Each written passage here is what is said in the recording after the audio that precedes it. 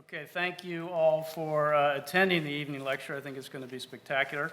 And it's a great pleasure and an honor to introduce our keynote speaker and the Richard M. Hayes Memorial Lecture, Dr. Sylvia Earle. Dr. Earle is an oceanographer, an explorer, author, and lecturer who has been called her deepness by the New Yorker and the New York Times. She's been called a living legend by the Library of Congress, and she's been called the first hero of the planet by Time magazine. She's explorer in residence for the National Geographic Society, was founder of Deep Ocean Exploration and Research Incorporated, and she was a founder of Mission Blue and Sea Alliance. Dr. Earle was formerly Chief Scientist of NOAA. She's authored more than 190 scientific, technical, and popular publications, and she's lectured in more than 80 countries and appeared in hundreds of radio and television productions. Her research focuses on marine ecosystems with special reference to exploration, conservation, and the development and use of new technologies for the access and effective operations in the deep sea and other remote environments. Dr. Earle earned her bachelor's degree from Florida State University, an MS degree, and a PhD from Duke University. She's received more than 100 national and international honors, and I'm very pleased to recite every one of those to you here tonight.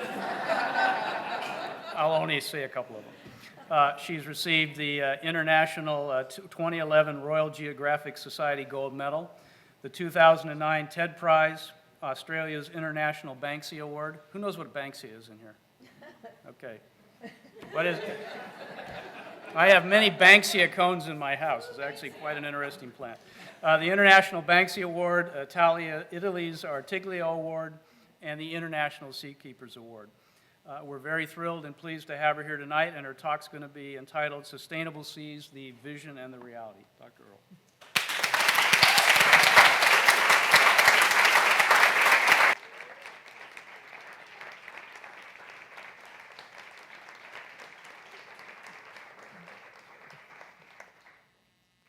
First, I want to say what a great honor it is to be speaking with as a benefactor, if you will, Dr. Richard Hayes, who's a real champion for the things that I think are embraced in this room, in this community, and I hope in this country, in this world, at this critical point in history.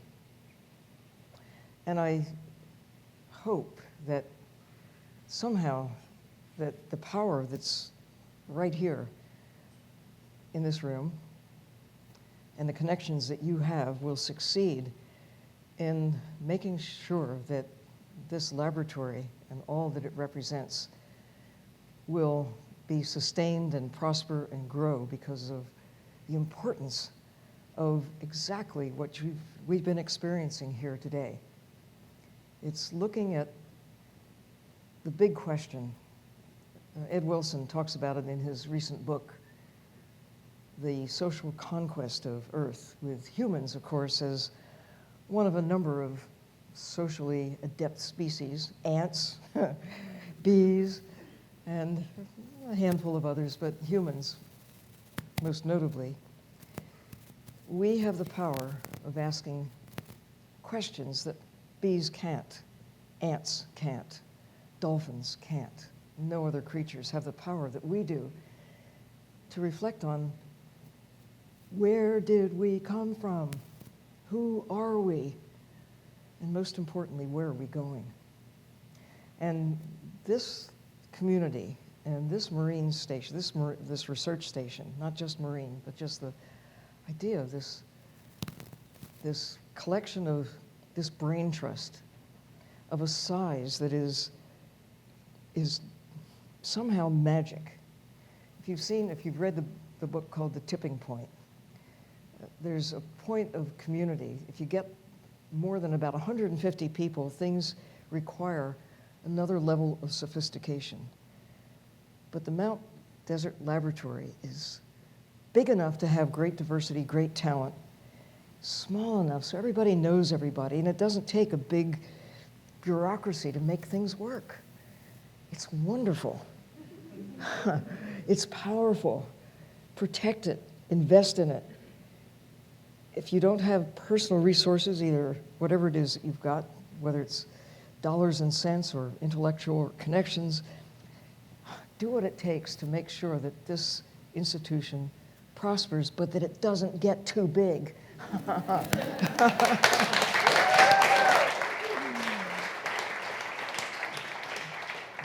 Big enough, but small enough to have that just right, like the Goldilocks thing. This institution is just right. And I'm so pleased and honored to be here tonight, to have a chance to talk about, well, who are we? Where have we been? Where are we going? In the context of the theme of sustainability, because never before in all of our history could we so rationally ask the questions that have been posed today. How do we solve these problems? I call this the sweet spot in time. I'm not alone in this. A lot of people are converging on the concept that never before could we know what we now know. We didn't have the technological capacity of the sort that we heard with the SRI presentation today, for example. Kids walk around with little devices in their pockets or sitting on their desks. They can access the Library of Congress, for heaven's sakes. And you think of all those brilliant minds who preceded us and enabled us to get to where we are now. Imagine what Einstein might have done with a cell phone. What a cell phone could access, not the device, but you have a question, you want an answer, and you want to know who to call.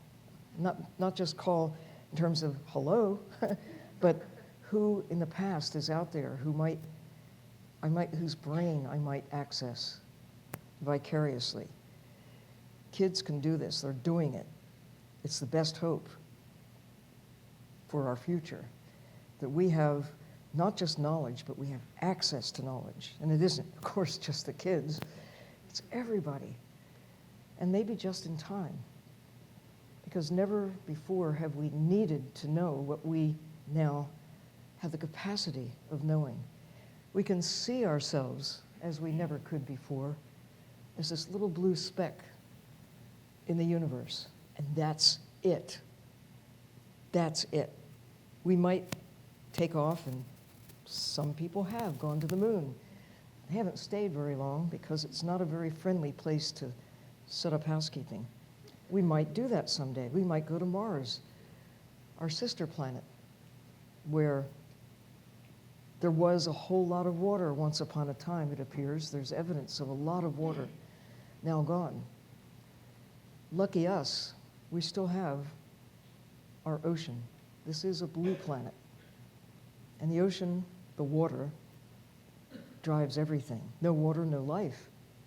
I mean, I've heard the astrobiologists talk about when we look for life elsewhere in the universe, the first thing we look for is water. And Chris McKay, who's one of those famous astrobiologists, says, the single non-negotiable thing that life requires is water. The poet Auden says, many have lived without love, none without water.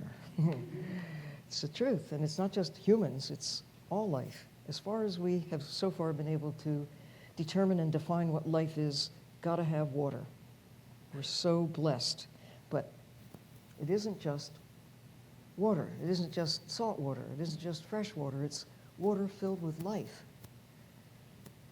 A planet that is just rocks and water is still not a habitable place for us or life as we know it.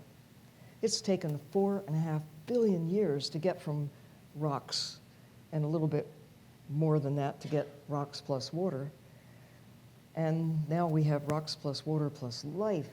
We have photosynthesis, we have oxygen in the atmosphere, not total O2. I mean, I know this is a savvy audience, but if you walk through an airport or a grocery store, almost anywhere, you ask, well, what's air? And a lot of people think it's oxygen. Well, if it were just oxygen, we'd be in serious trouble. But you light a match and watch what happens. And just oxygen. But okay, so where did it come from? How did we get to where we are? Now, thanks to all of those who preceded us, we've got some answers to big, basic questions. Lucky us that we have the capacity to figure things out at a level that is unprecedented. There are a lot of unknowns.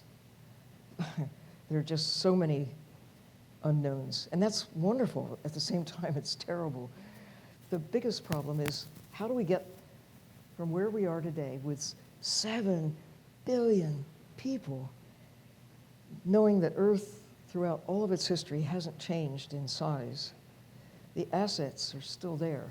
We still have the rocks and the water and all of the living systems, not the same as they were when we first arrived, but not the same as they were 500 million years ago either.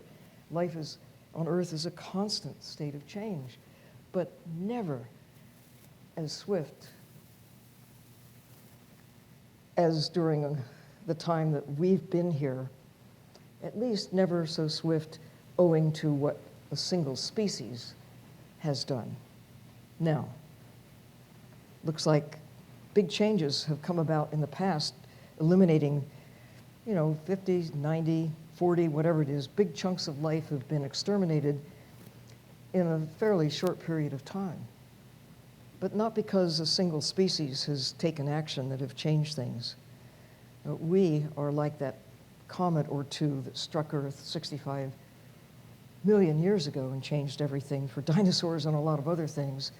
We're going back to another time when there may have been, again, interplanetary strikes of one sort or another, or a multiplicity of volcanoes blasting off all at once. Who knows exactly, but big changes.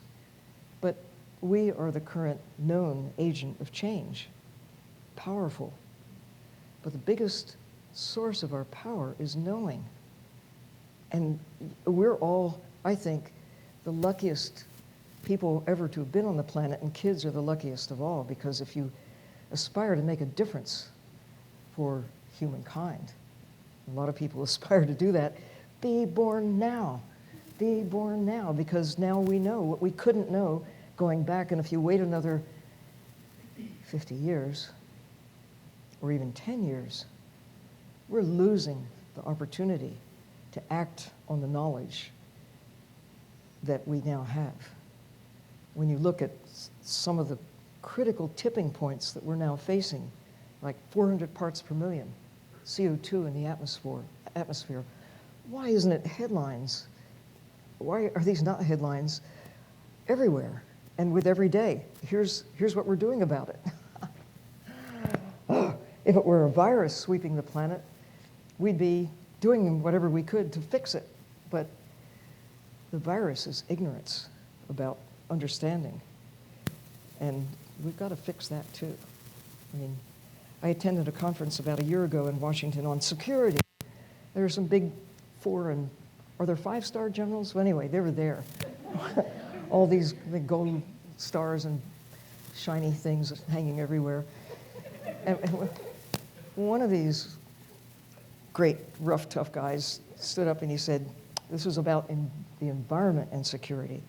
He said, I think I get it. If water's a problem, we have conflict. If people are hungry, we have conflict. If there's poverty, we have conflict. What we need, he really said this, we need an education bomb. An education bomb. We need bombs, sure, I guess, but we need people to understand. And fortunately, in a way, we've got it. We have the internet. We have the capacity to access knowledge. But it isn't just knowledge, it's also knowing what to do with all that information that's all around us. And that's, again, part of the joy of being at this conference today, listening to these great minds sharing with us their insight onto what do we do with the knowledge that we now have, and how do we communicate to the public at large, the role of science in terms of communicating, the role of all of us. The great thing, again, about this new access to knowledge is you don't have to be a PhD or academic I mean, all that helps. It's a shortcut to learning. But when I see what my grandkids now know, because they've got access, I just stand back and say, there's reason for hope. Because if I had that jump start, 50 years ago, knowing what they know, if I could incorporate that into my thinking. And now, there is this overall capacity to understand, because we can see this. And until 1969, we couldn't do that. Actually, before then, a bit, where for the first time you could look back and see the world. I work with the National Geographic now, but I love the images they create. But this is perhaps the most influential picture, this and others that were taken of a similar nature in all history, because for the first time we could see ourselves in the context of who we are, where we've come from, and where henceforth we might be going. This catchphrase, sustainability, well, it gets overused, but it's real. How do we find a place for ourselves within the systems that make our lives possible?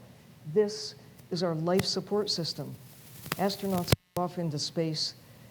First of all, learn everything they can about their life support system. They do everything they can to take care of their life support system because their lives depend on where air comes from. They need to know where's food. We've only got a short supply. I mean, everything depends on that. And who go down in screens, it's the same thing.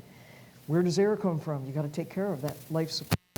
If you take food along with you, how long is it going to last? If I have to sit on the bottom of the ocean for a week, how am I going to survive?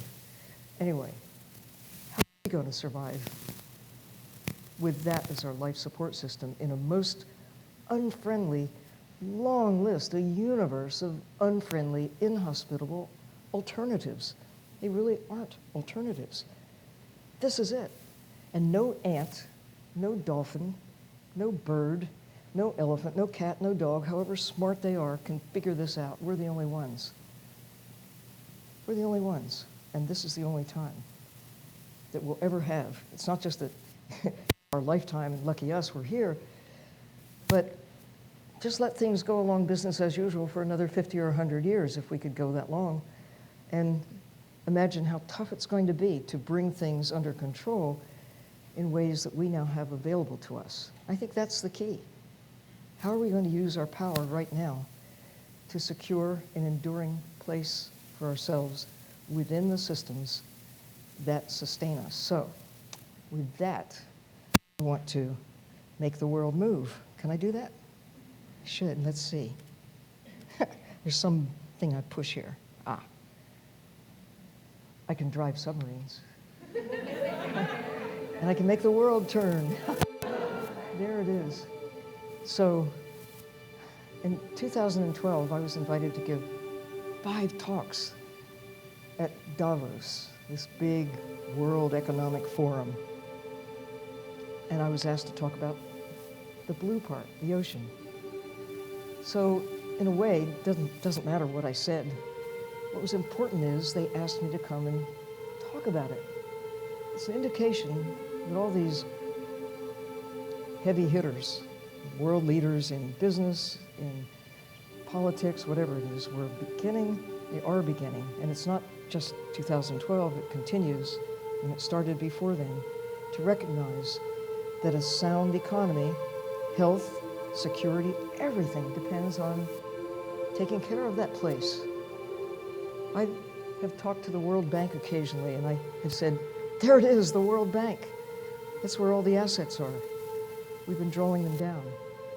And here we are in Davos, the mountains, Switzerland, where these big minds come together and determine the fate of the world, they think. They work at it, and they do have a powerful influence. So among the things that I tried to convey to these several audiences was why the ocean matters. It is a blue planet. After all, most of Earth's water is in the ocean. 97% of Earth's water is the ocean. And our ability to explore and understand it has greatly accelerated since I was a kid. So when I was a kid, I read about William Beebe and his explorations of the coast of Bermuda, where for the very first time, he and his engineer pal, Otis Barton, descended as much as half a mile beneath the surface of the ocean. Actually, it was, 1,000 meters or so. There they are, on a cable lowered over the surface, the edge of a boat that sort of rocked up and down and yanked them up and down in the depths below. But they had a chance to witness and provide for all of us the first glimpse of life where sunlight doesn't penetrate, where bioluminescence, living light, actually is maybe the dominant form of communication, where creatures flash, sparkle, and glow with their own living light, where jellies are everywhere. You can't imagine a jelly of any sort. There are many variations on the theme of jellies, ctenophores like these, jellyfish, and the little blob-like larval stages of many things. They can survive in a liquid atmosphere, but they would have a sad existence, very short existence in air. But the ocean, it's alive. It's not just water. It's a soup. It's a living soup, like a minestrone, but all the things out there are swimming around. And so many of them, 90% of life in the deep sea is thought to have some form of communicating with light. Fascinating, living light. Fireflies have it on the land, glowworms, and a handful of other terrestrial creatures, but in the ocean, it's everywhere. You've probably seen it here at night off the dock or out in the bay. It's fascinating. And we're just beginning to get our little pea brains about why this matters. I'm going to stop here. Wait, here we go. I'll escape. This is the way we go. Oh, wait a minute. Close that. I have a Mac, sorry. Sorry, it's true. What does that make me? Does that make me a liberal or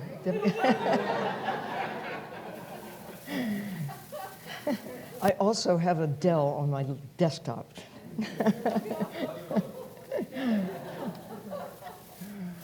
So, anyway, I feel particularly blessed as a little kid, fascinated with critters. Is there anybody here who didn't start out as a little kid fascinated with critters? I mean, it's what little kids do. And when I'm asked sometimes, how did you get to be explorer in residence at the National Geographic? How did you get to be a scientist? I say, it was so easy. You start out as a little kid, and you do what little kids do. You ask questions, who, what, why, where, when, how, and then you don't stop. I mean, Bob Ballard is a little kid. He never grew up. I mean, he's a scientist, but he's still got that kid down inside. You know what? Everybody has it. Some kind of wrap it in various layers of dignity, but it's there. It's there. I think you can scratch the surface of even the stuffiest, most pompous individual you know, and somewhere, somehow, you can light their fire. You just have to get them in the right circumstances and maybe throw them in the ocean, or get them in a submarine, or put a face mask on them, or get them out of their comfort zone somewhere, somehow, and back into some preferably wet place. My recipe for what's wrong with the current education system, I mean, I think the idea of no child left behind has merit, but I think there should be no child left dry.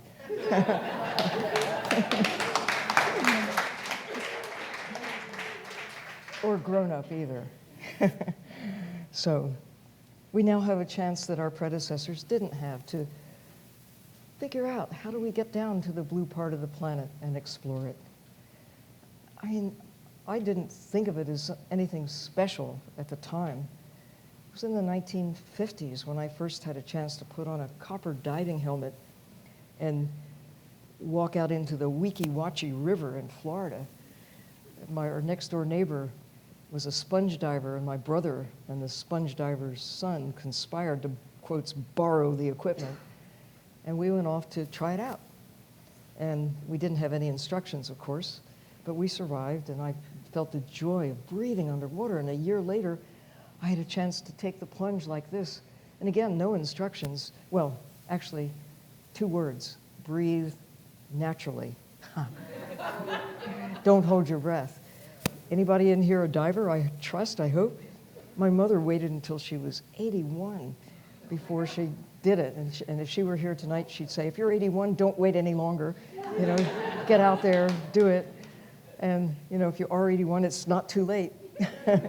Go. But, you know, if you don't like to get wet, there are submarines now available, and more about that in a minute. But it is such a pleasure to go explore the ocean.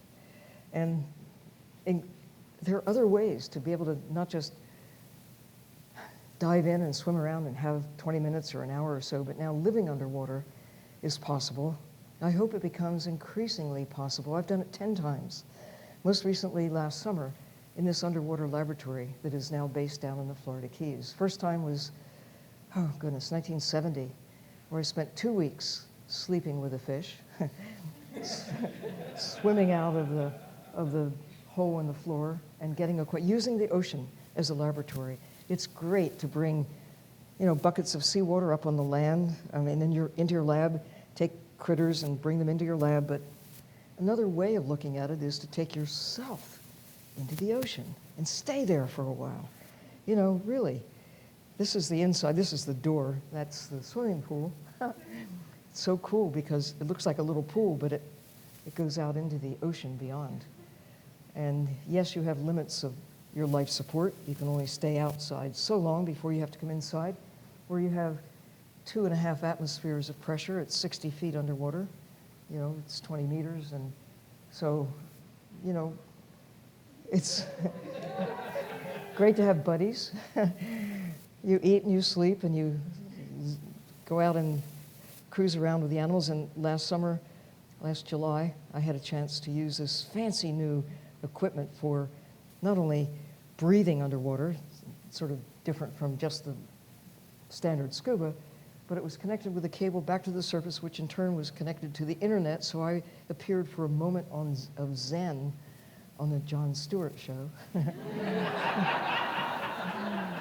And I had a chance to talk live for an interview on Fox News from the bottom of the sea. We had a Google Hangout inside as well.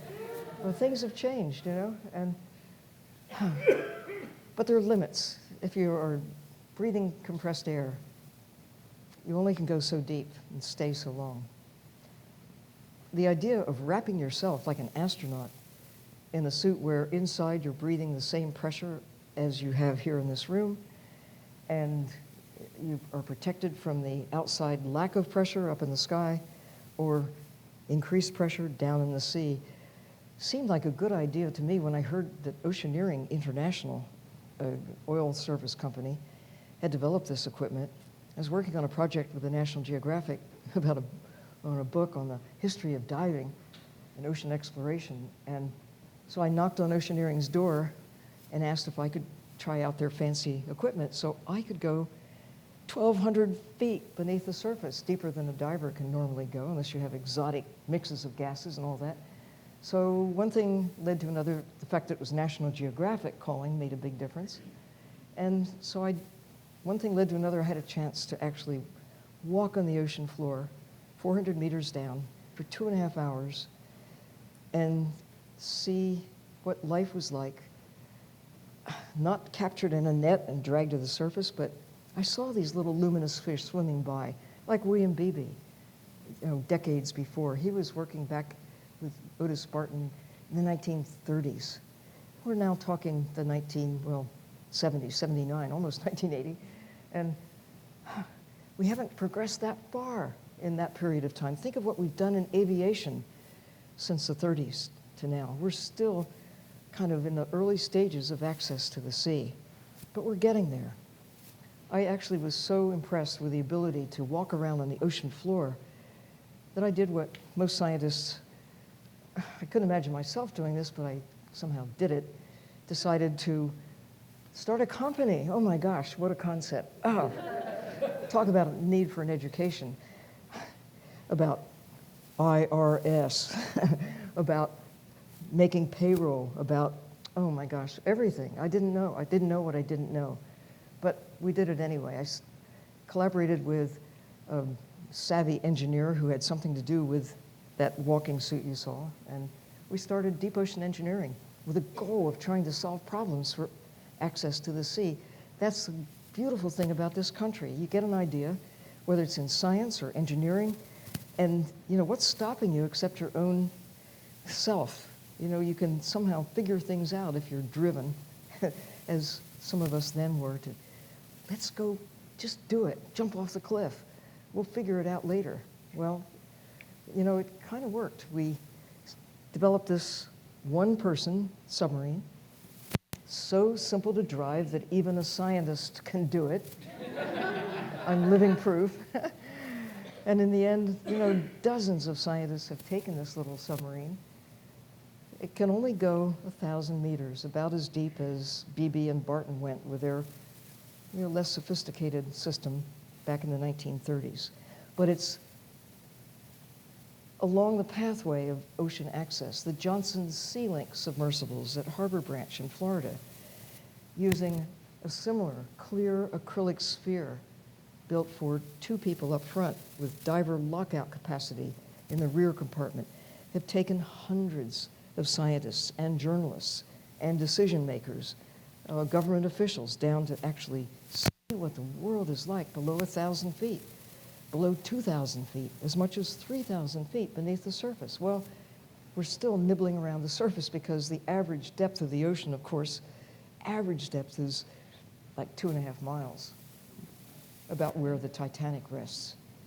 The maximum, accessed only twice in history, once in 1960 by Jacques Picard and Don Walsh, and most recently by James Cameron, filmmaker and explorer, March 2012. What are we thinking? I came here today, I came here last night, 7 miles up in the sky from San Francisco to Boston, watching movies, having lunch. I had a little wine, took a little nap. I was 7 miles up in the sky. We take that for granted now. 7 miles beneath the surface of the ocean, the other atmosphere, we're still just nibbling around the edges. The good thing is we have the technology. The question is, do we have the will to apply that capacity that we have to really dive in, literally, and get to know the planet from the inside out? Here's another little personal submersible, one that you can wear, another system so simple, scientists can do it.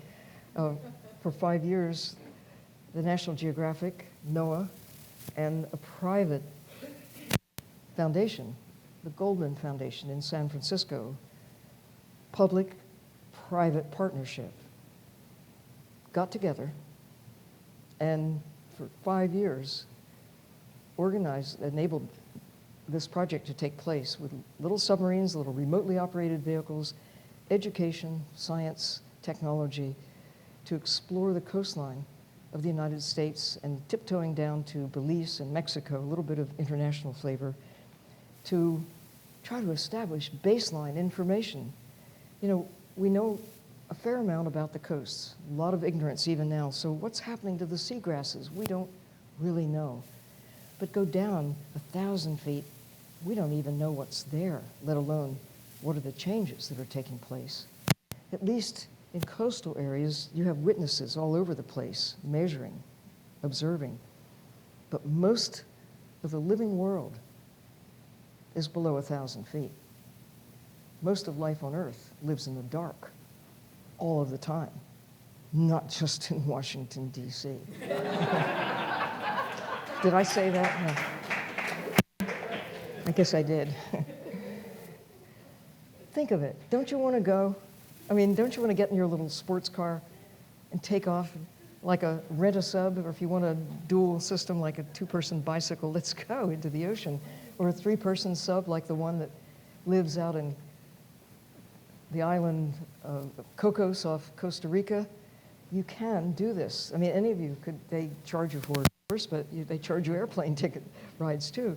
But you can go down 500 meters and explore the ocean below where light penetrates. You're inside the aquarium, and you can look out and see cool things. This is inside the Pisces, about at the University of Hawaii, where I was last December. We weren't diving very deep. I mean, unless you're holding your breath. This is only about the same depth that I went in the gym suit back in 1979, 1,250 feet. But we were seeing corals that have been aged to be as much as 7,000 years old.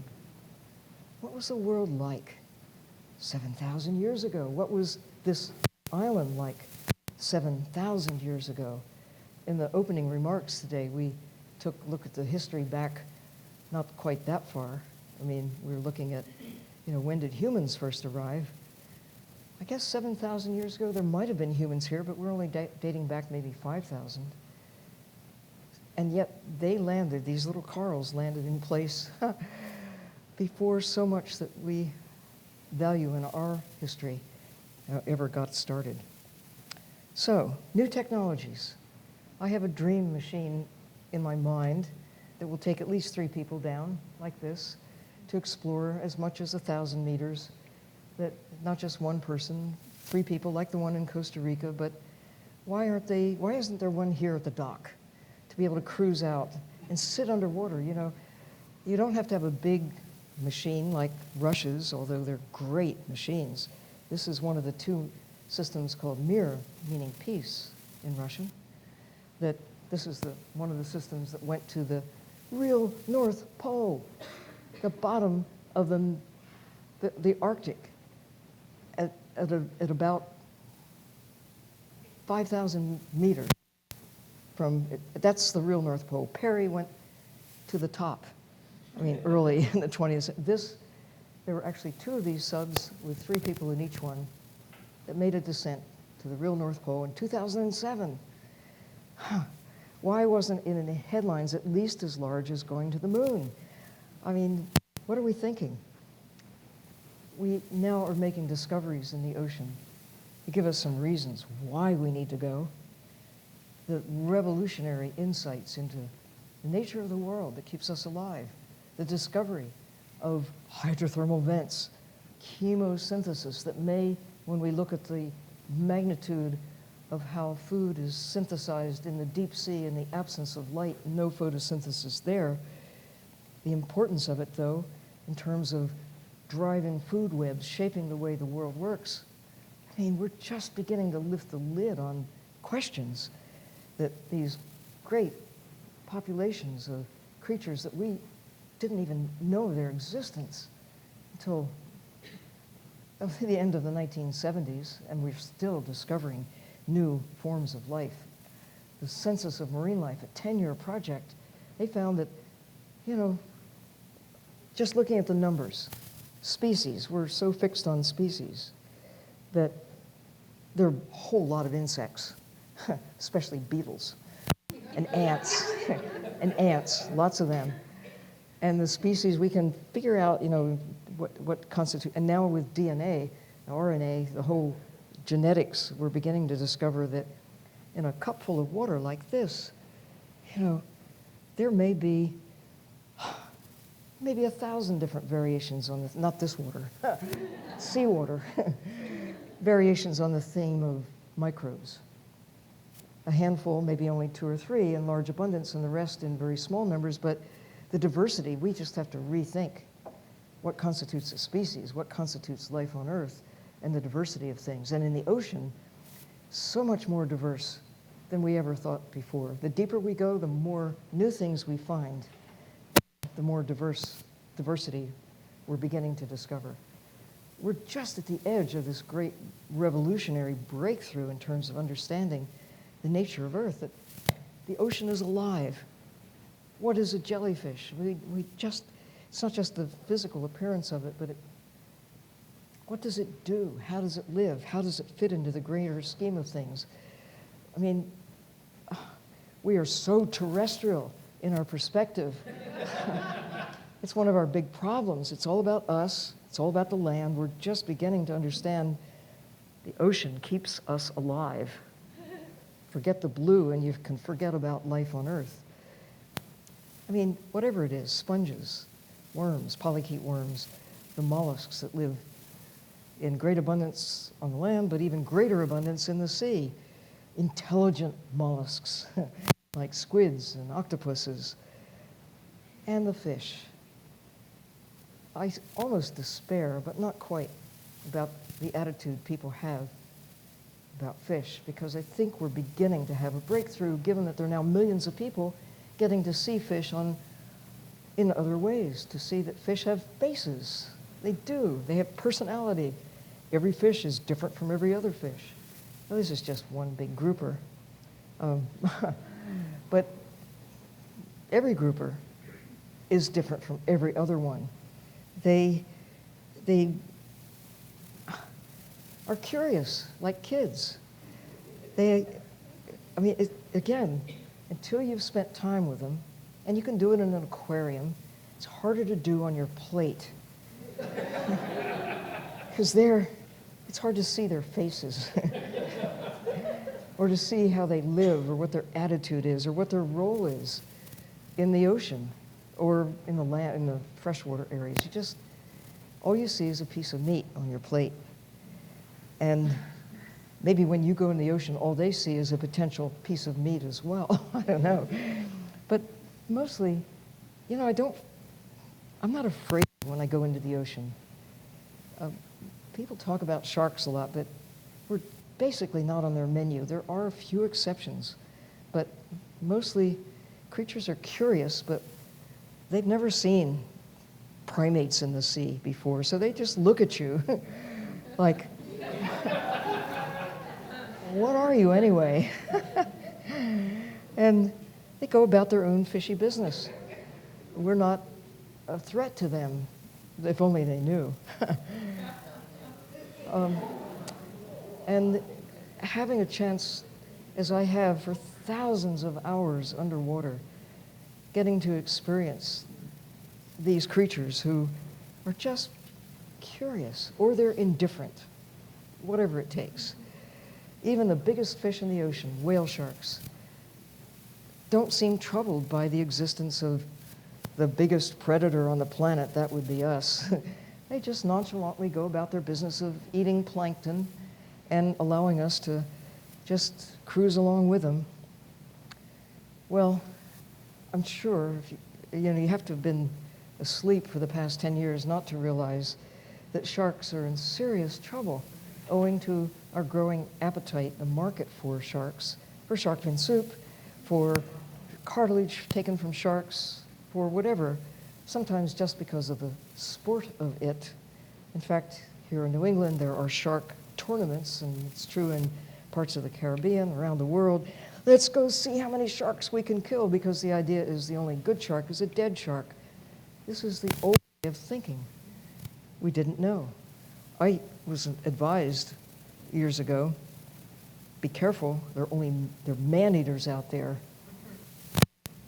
until I realized I didn't qualify. But now it's men and women eating sharks. The numbers are down to, in some cases, 97% of the white tips appear to be gone. Others, it's only 90%. And some of the deep sea sharks, they're still in pretty good shape, but they live a long time, they reproduce slowly. There's no way that we can sustainably, quote, sustainably take sharks commercially. We're just wiping them out. The same is true of tunas. I mean, go back 50 years. Nobody was so excited about eating tuna, let alone sushi, but it's become a marketed delicacy. And more than that, tuna fish sandwiches, tuna fish salad, tuna helper. Tuna need help, especially bluefins, that when I was chief scientist at NOAA in 1991, the information came across my desk saying that 90% of the bluefins in the North Atlantic had been already extracted. And yet they were trying to find what number could they sustainably extract going forward. Well, we're still taking tuna as you well know. It's there in all over the world. Every big city has bluefin tuna with sushi, sashimi, and, well, what can I say? We know better, but we haven't yet reached that point of sophistication, of really doing better, of acting on that knowledge.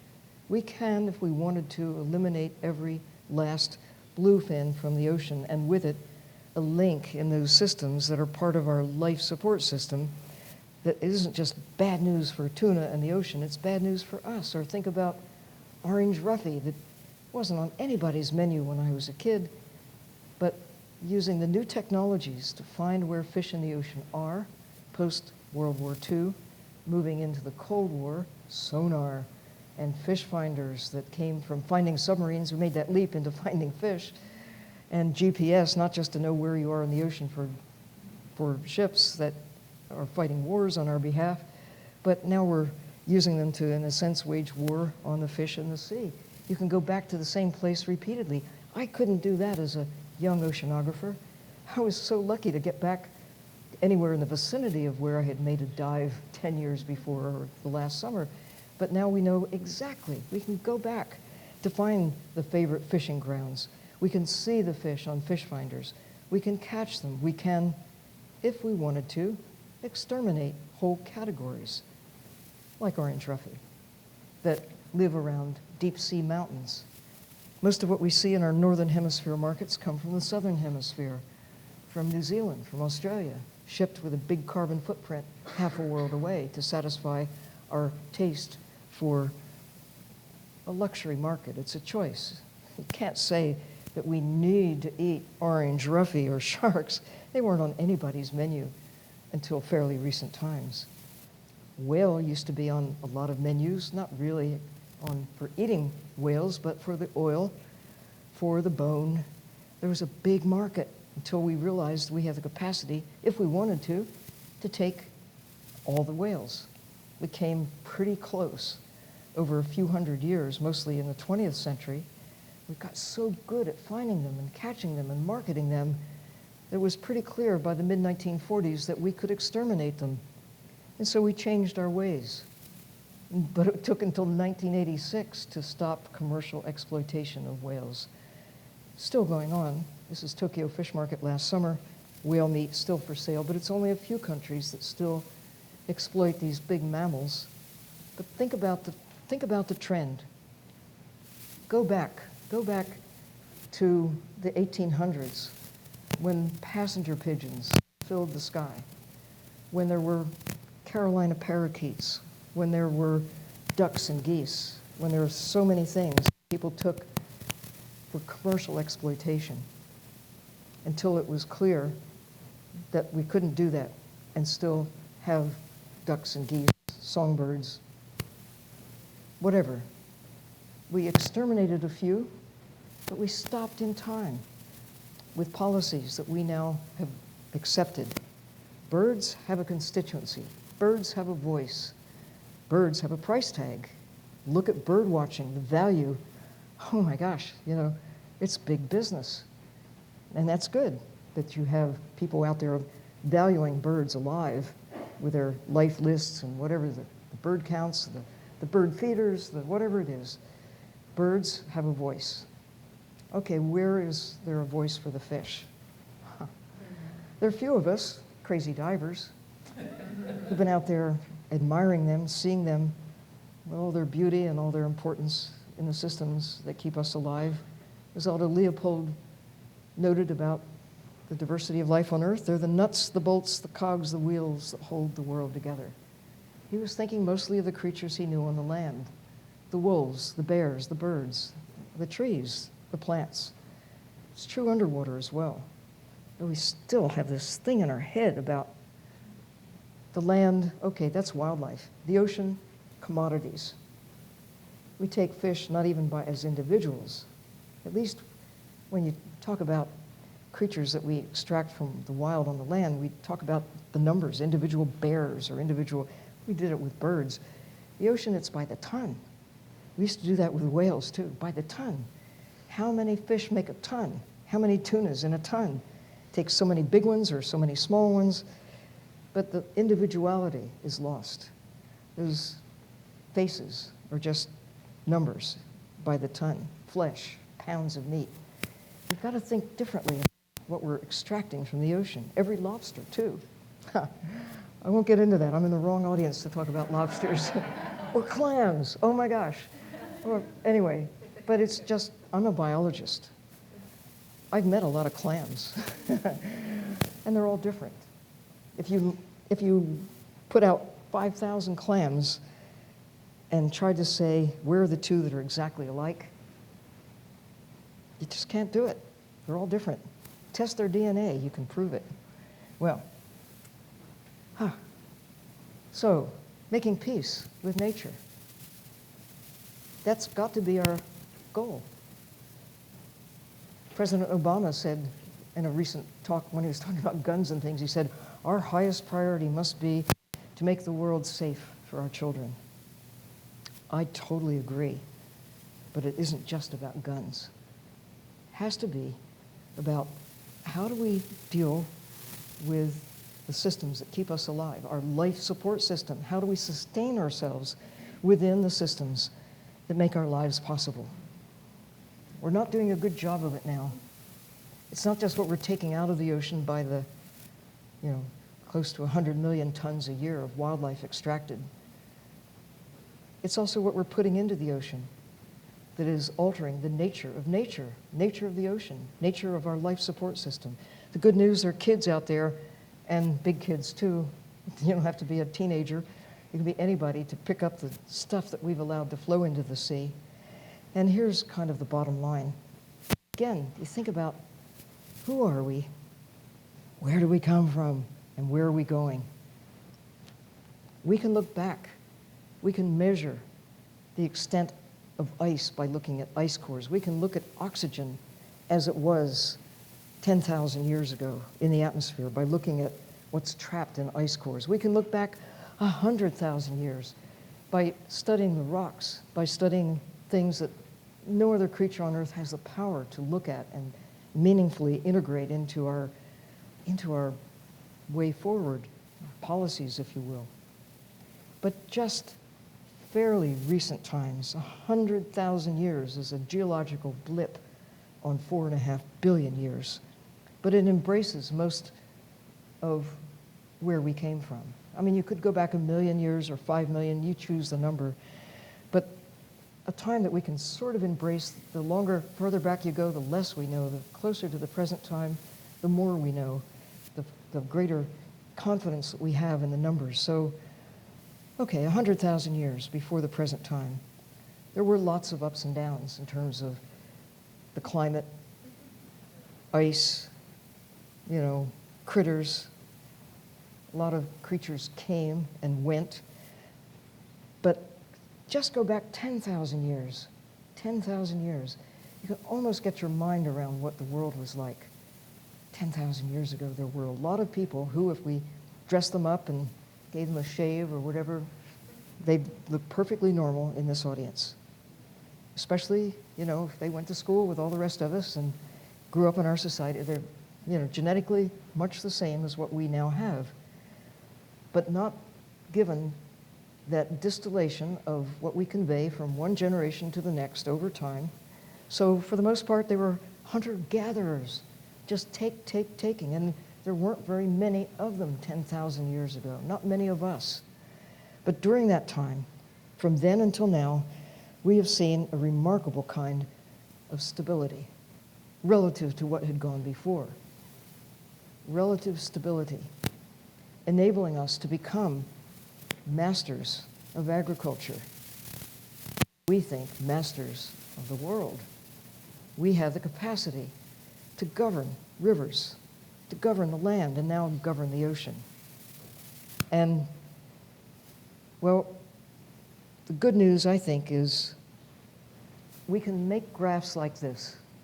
We can look at the evidence, and we can look at what we're doing in the span of just a couple hundred years.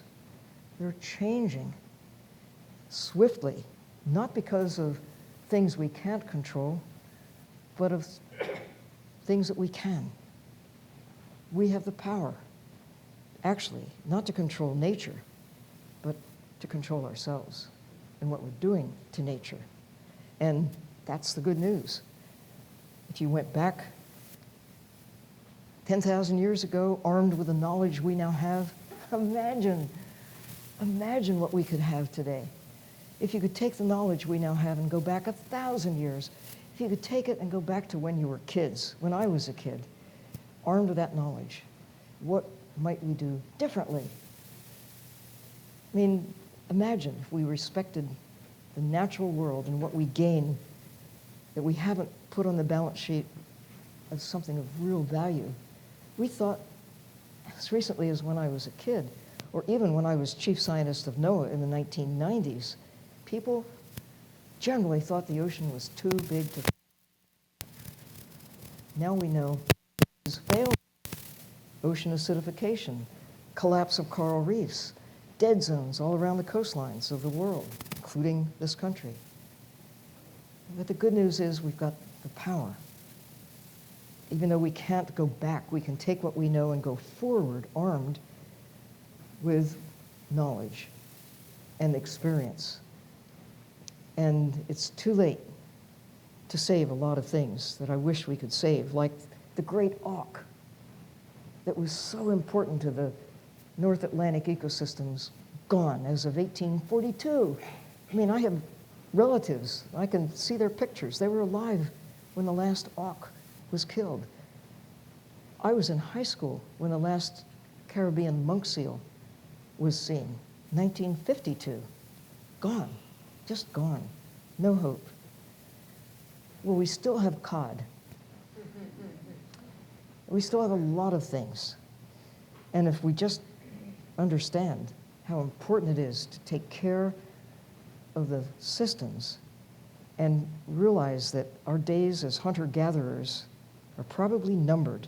Now, if you're feeding yourself and your communities, and you know what it takes to make a lobster or a cod or a clam or an oyster, and you respect that and you protect, you think like a clam, you realize what they need and you give it to them because you want to take a few home for dinner, or you want to sustain a modest sort of business around taking clams. First, you've got to protect what it means to make clams. Chesapeake Bay, if you go back there 400 years when John Smith arrived, they've got evidence that oysters were like dinner plates. It takes about 5 years to make an oyster big enough to go to market in Chesapeake Bay. The further north you go, the longer it takes. Further south you go, the shorter period it takes to make a good oyster for dinner, one oyster. But you know, we just haven't thought about the value, not just of goods, but also what they do on other levels. I think valuing fish as something more than pounds of meat is one of the imperatives of our time. Like birds are not just something that you value for pounds of meat. Yes, we have Kentucky fried birds, pounds of meat. And we have Christmas birds, you know, whether it's a goose or a turkey or whatever. But you don't say that we have Kentucky fried bird. You get fish and chips, but what kind of fish is that? Does anybody know? Do you care? It's fish. Huh. Fish, 4 letters. Fish is good for you to eat. Which of the 25,000 kinds of fish are you talking about? Do you even know when you get fish and chips what the heck it is? Or fish chowder? It could be this or that or the other thing. When you have you order a hamburger, you hope that it's beef. May not be. But, you know, we just look at the wild things we take from the ocean and kind of lump them together as meat, fish meat, ocean meat. Somehow we know better. And I guess part of what I hope I can convey to you tonight is my frustration in acting on what we know. Can't we do better than this? Can't we understand and kind of lift out of our skins a bit, realizing that's it. That's it. We have the best chance right now that we'll ever have, armed with knowledge, armed with opportunity. How do we make that a sustainable place for us? By the middle of this century, the projections are there'll be not just 7, but maybe 9, even 10 billion of us. But that little blue speck is all there is. And the whole point of this conference is, how do we cope with that? How do we sustain ourselves with a planet that has limits? And now we're beginning to see them. We couldn't do this when I was a kid. We couldn't do it. We didn't know enough. Just powering the world so that it's illuminated. Never before. 10,000 years ago, the world didn't look like this. 1,000 years ago, 500 years ago, the world did not look like that from space, but now it does. We have this new demand for energy, and one way or the other, we're going to continue moving in that direction. But do we have to burn fossil fuel to get there? Now we know. And I love this element. Surprise! Surprise! What didn't we calculate with our wonderful charts and graphs and plans and figures and PowerPoints and all the rest? What's sneaking up behind us that we didn't know enough to know? We know a lot that we didn't know when I was a kid, but when I think about what we didn't know then and what we do know now, what are we going to know in 50 years that will make us wish that we had used that wonderful concept of the precautionary principle? When you don't have all the answers, like the Arctic, what's under the ice? What's going on down there? Well, we have one chance to get it right. It's going to happen on our watch. We will either use the precautionary principle and say, well, let's first explore, maybe we'll exploit, but what I see happening right now is full speed ahead. Let's go drill, let's go take, But, you know, we all have a voice. The question is, are we willing to use our voice, both in our territorial waters around the world? The blue part of this country exceeds the part that's on the land, and we're just waking up to the opportunity that we have to do for the ocean in our other United States out there. More blue than the land altogether, if you take all the areas. And true, there's a blue Australia, there's a blue Bermuda, little island countries, small land, lots of ocean. This is crunch time. I mean, I'm part of what is called the Blue Ribbon Panel for what the World Bank wants to invest for nations to figure out what to do to make the best use of their exclusive economic zone and the high seas beyond. That's half the world beyond national jurisdiction. It belongs to everyone in this room and everyone all over the planet. It's the global commons, this blue stuff, beyond national jurisdiction. We're going to decide, maybe in the next 5 years, maybe in the next 10, but certainly in the next 50 years, what are human beings going to do about half the world that is beyond national jurisdiction? And oh, by the way, what are we going to do even with our own exclusive economic zones? It's up to you. It's up to the kids coming along. We will decide one way or the other. In the future, our future, all of the future of humankind is very much on the balance sheet. It's pretty exciting. I mean, if you could choose a time to be alive, why not choose now, if you could? I met this bird about a year ago, halfway across the Pacific on Midway Island, famous historically because it was a site of human conflict in the 1940s.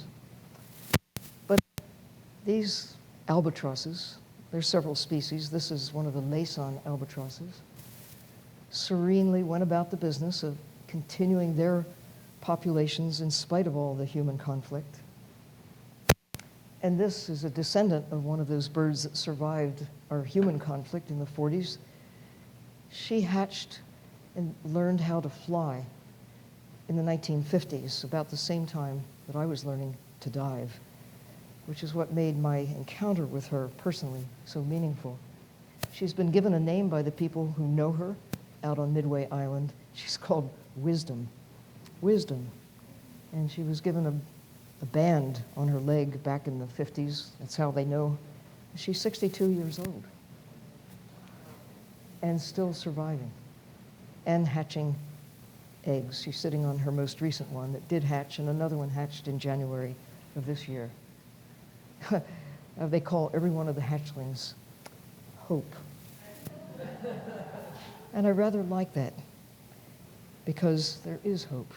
Every little hatchling turtle, this is one of my hatchlings.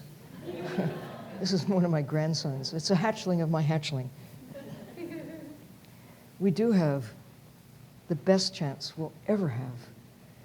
Now, going forward, every year it's going to get tougher. But right now, if you could be born, choose now. This is a moment in time as never before. We know what we know. As never again will we have a chance as good as right now to find that wonderful magic thing that we talk about, sustainability. How do we sustain ourselves? Well, this is the moment. This is the moment to find that enduring place for ourselves within the natural systems that literally are priceless. Thank you.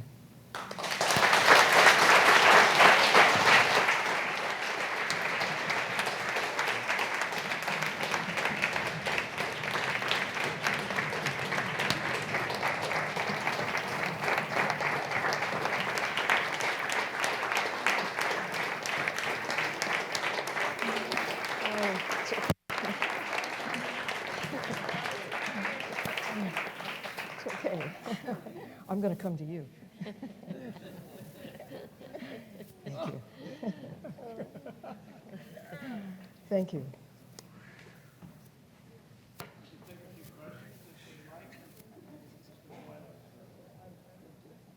Thank you so much. My fellow audience here are deeply inspired, and I'm envious of your experience, especially diving. It's there to be done. Go for it, you know? I know, that's what you've inspired me to do. I'm going to empower you with a magic wand. Because of your many experiences,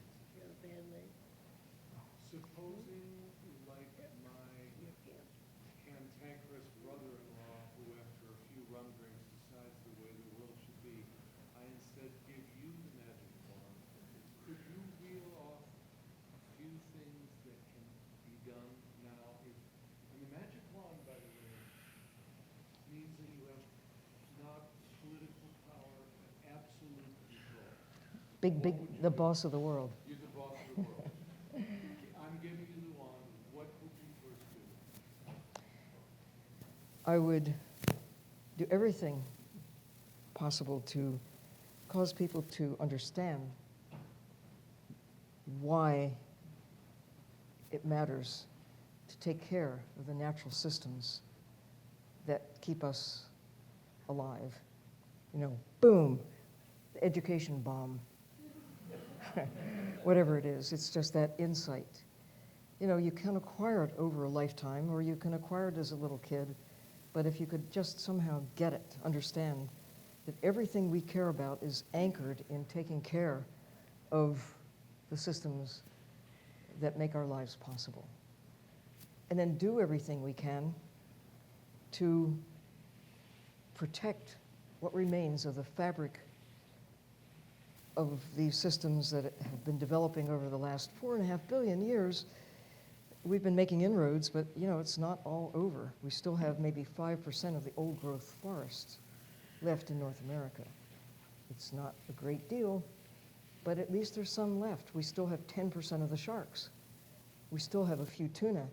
There's still some oysters in Chesapeake Bay, so protect them and restore what we can, but realize our future depends on respecting nature. It doesn't mean that you can't take, eat, whatever, but know what the cost is you're taking out of the system, and just realize it.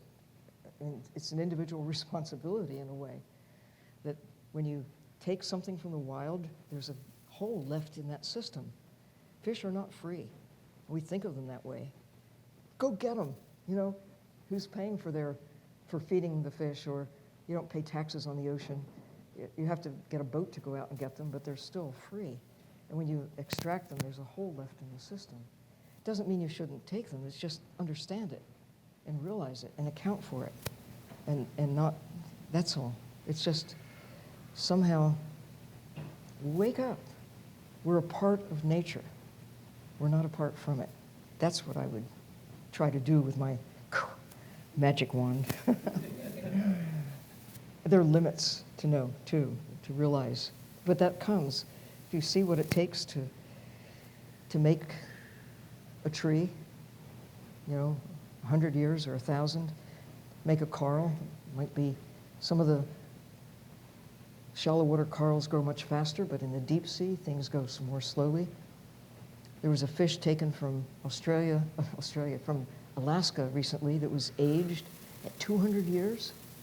It's a fellow vertebrate. I'd love to know how to live to be 200 years. They've got this, they've got a backbone, they've got a brain, they've got eyes. Well, they have a brain. Some of us have brains too. And we've got backbones, and we've got a lot in common with fish, if you think about it, and a lot to learn from them that transcends just how good they taste. Doesn't mean you have to stop eating fish or anything else, but know the real cost and value it for what it is. It's not free. That's something that I hope we can all just magically understand. The knowledge is there. I just one more add. I attended a conference. I was a keynote speaker at a conference in Germany where ships, it was all about ships and shipbuilding and all of that. And the start of the conference was, the tone was set by the guy who said in his opening remarks, imagine if you could go back 50 years, as I had been saying, armed with what we now know, what would we do different about shipping? And he was thinking in terms, he said, we didn't know about burning fossil fuels contributes CO2, and now we're paying the price. And the cost of fuel is going up, and yet the ships that we built 50 years ago, and many of them are still out there running around and are being continually built based on burning fossil fuels, mostly oil. And it used to be coal before that, but now oil. And their impact on especially coastal areas as they come into port in large numbers, it's being noticed, and they realize they have a big footprint.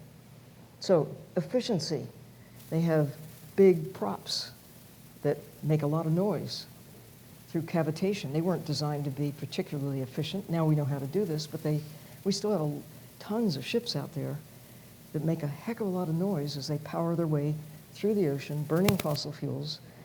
And we didn't think about noise in the ocean as an issue. Now we know that it's not just marine mammals, it's fish, it's all kinds of things in the ocean are affected by noise.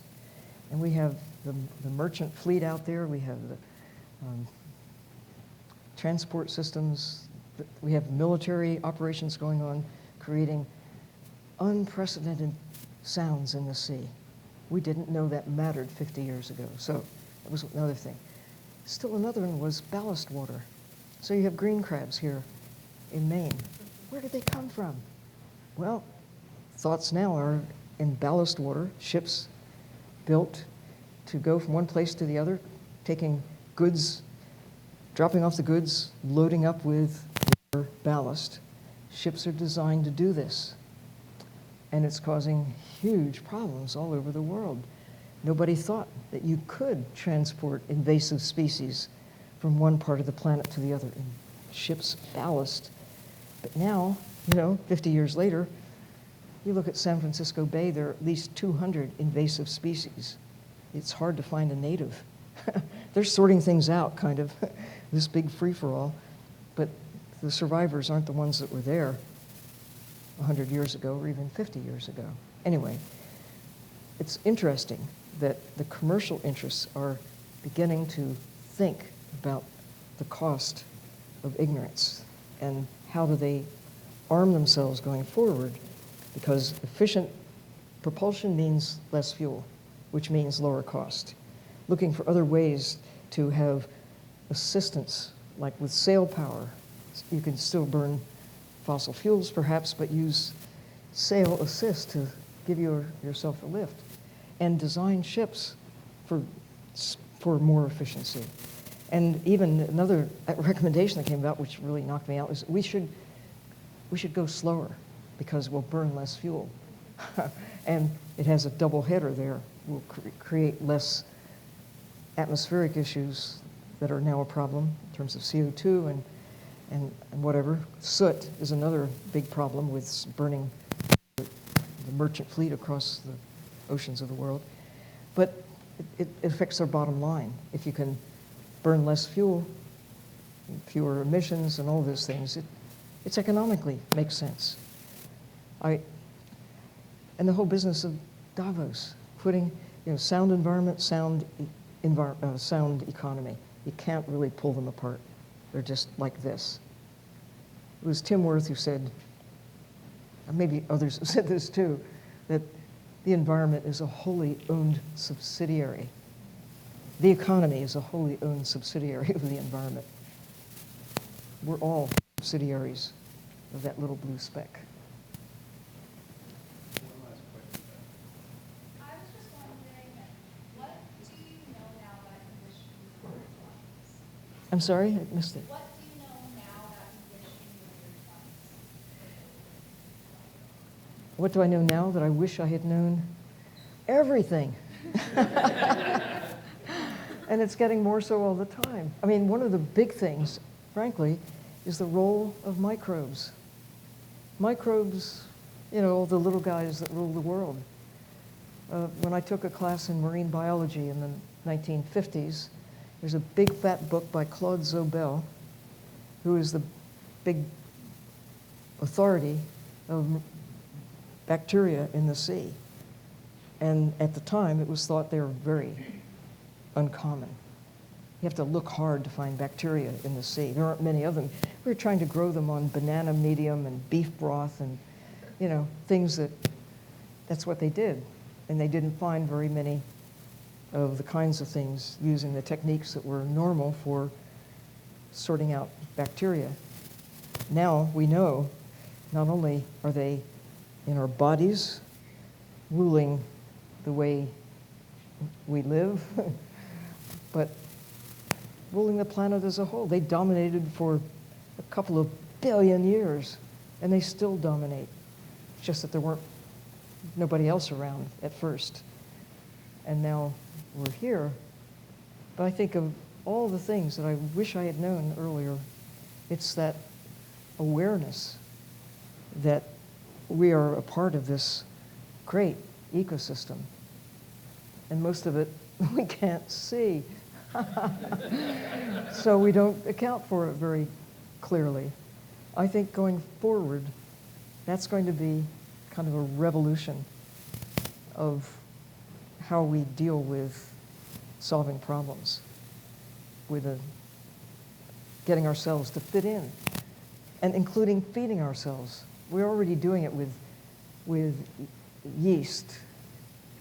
We grow a lot of it, and with omega-3s. There are a number of companies that are growing the plankton that have the capacity to, through their photosynthesis and processes of doing what they do in a single cell, they're concentrating these oils, omega-3s, that the fish then eat.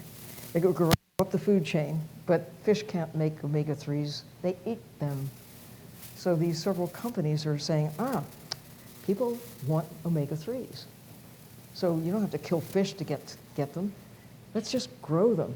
And so in big tanks, in Kentucky, near Annapolis, down in South Carolina, in California, a few savvy companies are saying they're capitalizing on this.